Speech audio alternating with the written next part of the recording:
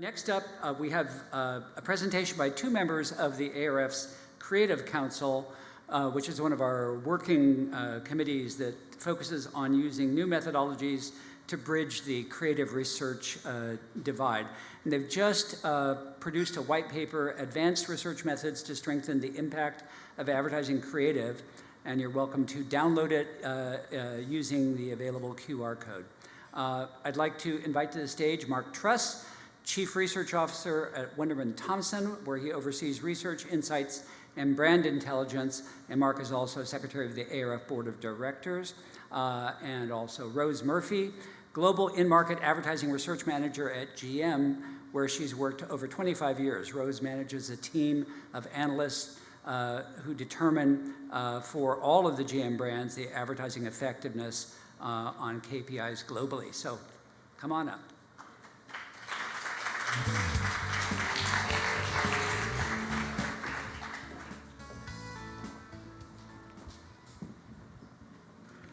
Thank you, Scott. Thank you, Scott, for the introduction. Good afternoon, everybody. Welcome for everybody here, and looking forward to giving you a very quick, high-level overview of the white paper that you refer to, and the QR code is on the table. So looking forward to it, and it's a perfect after what Carolyn went through, because we are taking a step ahead of this on the creative strategy. So we're not doing the effectiveness, we're doing the step before, which is very important. So you'll see that. So hopefully we won't have this echo. All right. Before we begin, we want to start with where we started the origin of this white paper for the Creative Council. So back in December of 2019, that was our last paper that we started this out. And if you recall on that one, if you had read it, there was a couple of themes. I'll just go through this really briefly. The first one was the language. It came out very clearly that, interesting enough, insights and data, we use that interchangeably, but between agencies and advertising and the creative space, it's not the same. So it was very interesting. That was one of the things that came out of that paper, that we are using those words, but not the same. The other one that came out is the word trust, when we put that up there. Sometimes research is seen as a stick, and sometimes it's used as a tool. So it was kind of this animosity, and the advertising is like, oh, I don't know if I want to do research. I don't want to be seen as using it as a stick. And then the last piece, the finding that came out of there, is when and how to use the research. The conclusion was very clear that everybody agreed that collaborate early, we need the voice of the customer, we need that in there, but when and how to use the research. So that's where it came out. So the recommendation from this paper was we definitely need that insight. We need it early. We need it robust. We need it to be part of the strategy, but where and how. And so we left there, and it was clear that we needed another step of what was the methodology. And that's where this paper comes in. So we came up with the mission for this paper as answering two basic questions. The first one was, what was the new and innovative technologies that people were using? And the second one was, and this one evolved quite quickly with what was going on in the globe, is how is the global events being accelerated, accelerating this methodology? And as you can imagine, our world was changing, and interesting in a global perspective, not just COVID, but just even everything that was happening sociologically as well. So this was happening as we were writing the paper, and we were seeing this occurring with the methodologies that we were getting from our sources. So what was our process? As good researchers, we started with what we knew. So we went to our knowledge base, and we started out with all the information, and ARF was very accommodating and really helped us on basically what we had to start with. Then we looked at David Ogilvy award submissions. Obviously, they did something right, and we wanted to see what did they do, what did they use, what kind of methodologies. Then we created a questionnaire, as good researchers do. We created a questionnaire of what we wanted to ask our suppliers. We looked for companies that were very innovative, that were doing things that were different, and we wanted to ask them, and we came up with 40. And then we got responses for about half, 21 responses. That was our response rate. So before I get started, I just wanted to say that on this, you'll see when we're going through this, especially in Mark's section, especially, you'll see it's a mashing of a lot of old things, a lot of new, But a lot of these methodologies kind of creep in together. But we created this grid.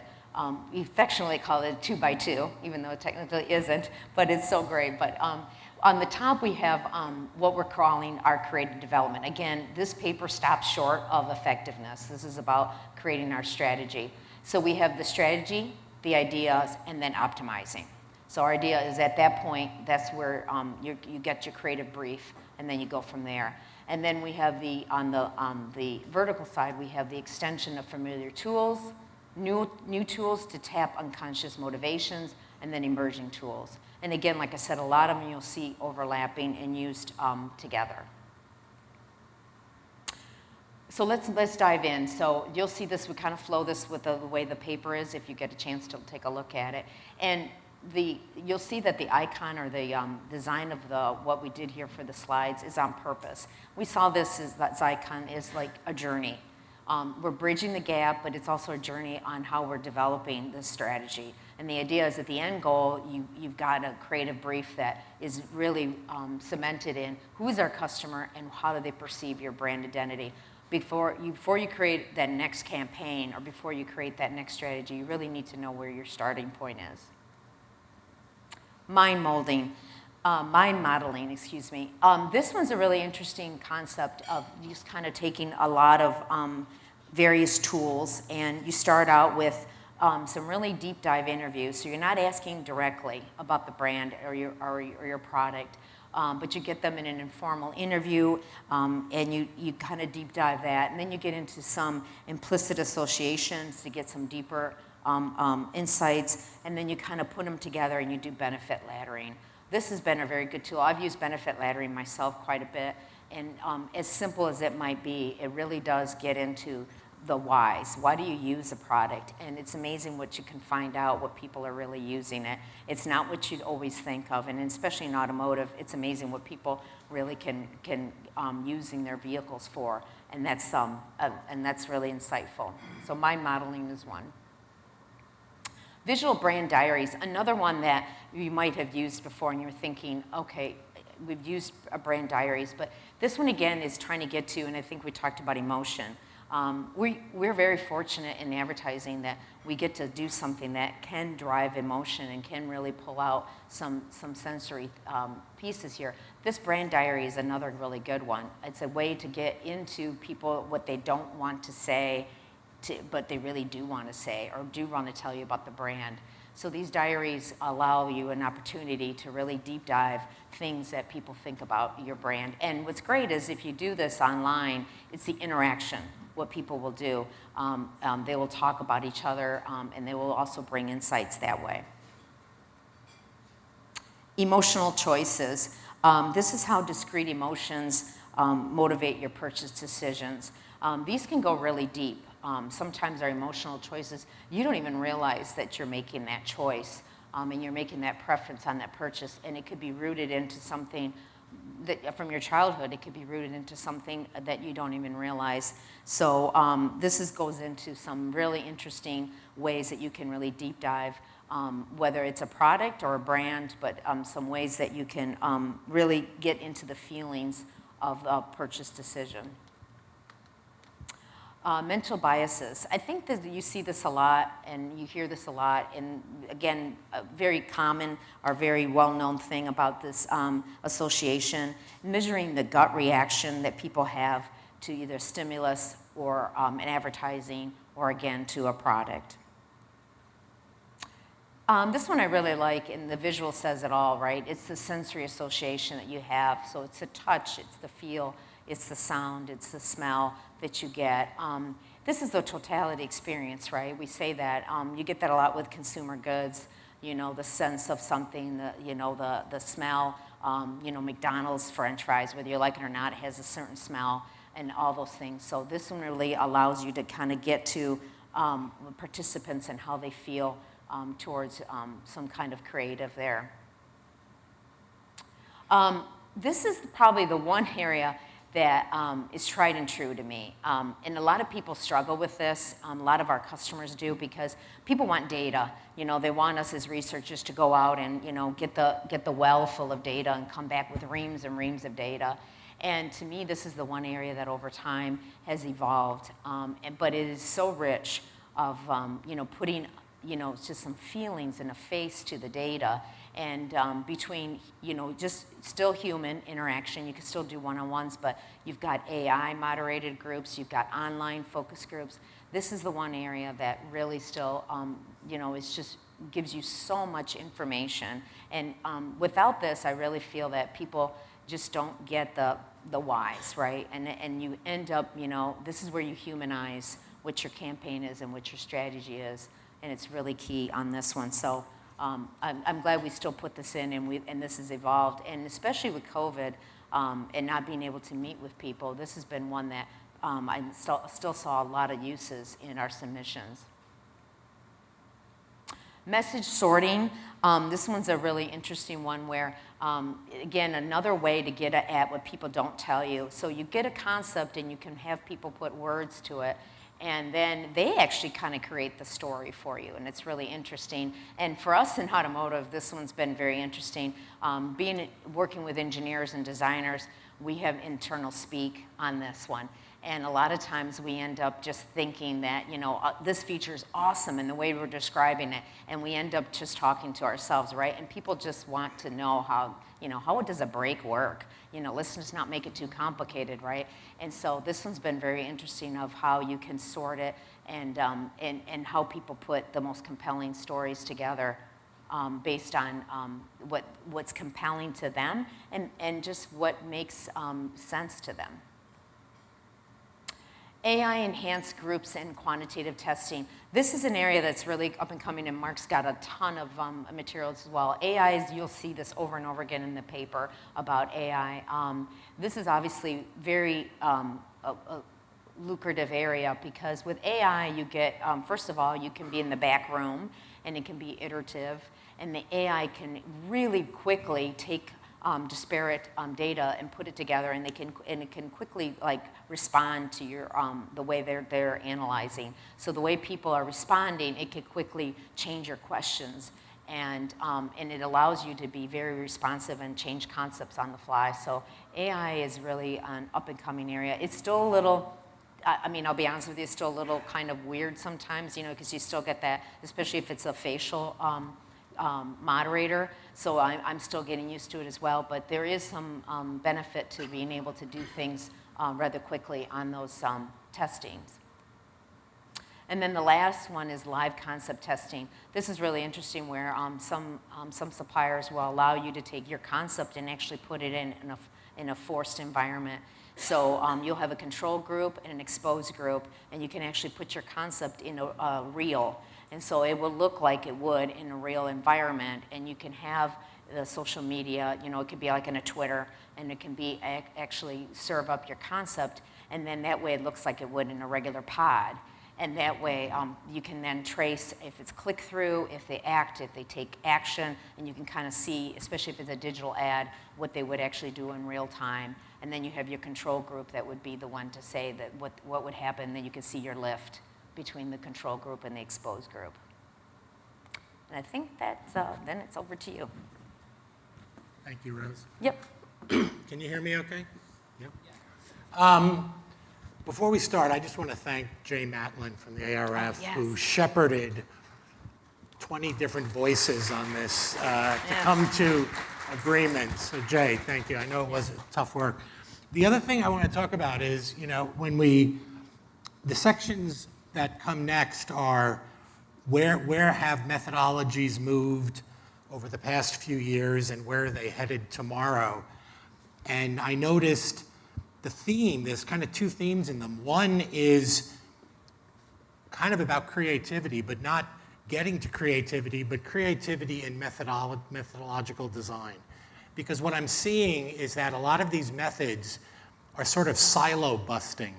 They're taking what used to be very narrow, traditionally defined methodologies and mashing them up with other methodologies to come up with new things, which I think is super, super interesting. So when I first looked at this deck and I saw, wow, observational is new, I was a little surprised because, of course, it's been around forever, right? But what this is talking about, and you'll read about in the paper, is they're bringing together passive observation, so like a hidden camera, along with eye tracking in a live environment and facial coding to understand, when we observe people normally, it's the researcher who's trying to intuit what they're thinking, what they're feeling. This is using other tools to help us get there, but in an observational environment. So it's kind of super interesting. Similarly, when I saw neuroscience on the list, I said, well, that's not kind of so new. But what's new is, again, how they're sort of merging different methodologies together. And you'll see this in the paper where they're taking EEG, electroencephalogram, right, which gives us arousal and valence data, and merging it with eye tracking and facial coding to not only understand what are we kind of thinking about, but how is that manifesting in terms of what we look at in a specific ad. So this is used a lot for early stage development of advertising. But again, it's sort of a interesting combination of things. There's another methodology that's looking at eye tracking and facial coding together to try and understand response and what's driving those responses. All right, so I thought those were really super interesting. Visual culture. This is sort of the combination of AI and semiotics, right? So what they're doing is they are scraping social content from a visual point of view to understand what are the visuals, the brands, the context within which consumers put themselves, user-generated content, to understand what their reality is of how they interact with brands and categories, and using AI, right? AI, Rose mentioned it. AI has, in my sense, two applications. One is to kind of do deep learning to predict something, but it's also really good at sorting through tons and tons of data that would take humans years to do, right? And that's what it's doing here. So it's looking through millions of images and really trying to boil it down to digestible understanding of how people see themselves visually, and then applying that in the creative development process. So again, I think sort of a very interesting silo-busting approach. Visual Focus does a similar kind of thing. It's using AI and eye tracking together, right? And these are kind of things I think we've all heard about AI. We've all maybe even used eye tracking. But I don't think I've ever thought about putting the two together and what does that give you? And does it give you learning you couldn't have before and learning that is super valuable in this process? Similarly, AI frame-by-frame analysis. So this is post-testing ads or pre-testing ads and looking frame by frame and having the AI understand what is it seeing in that execution. It has been trained on a database of other advertisements to understand and predict the likelihood that that ad will be successful in market. So again, another interesting combination of things. It's AI and sort of copy testing. And then weather targeting. I don't think that's really the right name, targeting. But what this is about is, there's a case study in the paper about using IBM Watson weather data. Anybody who has the weather app knows it well. And understanding how local weather is going to impact sales in local regions. At Wunderman Thompson, one of the analytics teams built an app a couple years ago which used IBM Watson weather data, CDC allergy data, location data, and allergy information, and was able to give people an app, allergy sufferers, that would predict the degree to which that day in that region where they are is going to be a good day, bad day for them, right? So to me, what this is really about is merging data sets and combining different data sets and taking big data, multiple big data sets and small data sets at the same time and using them together, right? So, when we were thinking about this, Rose and I were talking about, so what does this mean? Great, what do we do with this? To me, this is about a couple of things. Being creative in the methodologies we use and not necessarily always thinking that a focus group has to be a focus group. I'll give you another example. At Wunderman Thompson, early last year, they developed their own metaverse because they could, right? So they built one. And my first thought was, you know, it's interesting, from focus groups, we went from a lot of in-person focus groups, and then when the pandemic happened, we moved those focus groups online, and some things were better and some things weren't so much better. What will happen in the metaverse? Could we do focus groups in the metaverse, and what'll be better and what'll be worse? And we did a group just to test it out. And the whole understanding was trying to figure out what kind of learning do you get when your identity is an avatar. So it's sort of like attending a focus group in a mask, right? And people can't really see you. And there were some challenges. Reading the body language of an avatar is really hard to do. But we learned some really interesting things, is that when people present as an avatar, they're much more willing to go deep quick. And you sort of get to very revealing things, right? So again, I'm not saying that's an interesting thing in and of itself, but the idea of let's experiment, let's play around a little bit, let's spend some time thinking about what happens if we merge this methodology with that methodology? Do we get something new, something useful? And trying to set aside some budget to play around with things like that. Are you feeling similar things? Yeah, for us it's the same thing. I mean, when we talked about the test, the thing about being a stick versus being an advocate, right? For us, that's exactly what we're saying, is that you don't want to end up, we use the terminology for us is called the sea of sameness. Advertising ends up being the sea of sameness if you are not standing out. And so that's what we are always very talking about. If you don't innovate and you don't grow and you don't learn, you become stagnant. And that is the worst thing that a brand or an advertising or a company can do. And so that's the big thing, and that's what we wanted to kind of vote. This is not all encompassing. There's tons more that we could cover, and as soon as we started, we were like getting more and more feedback. So this was not meant to be, it's just more of a thought starter.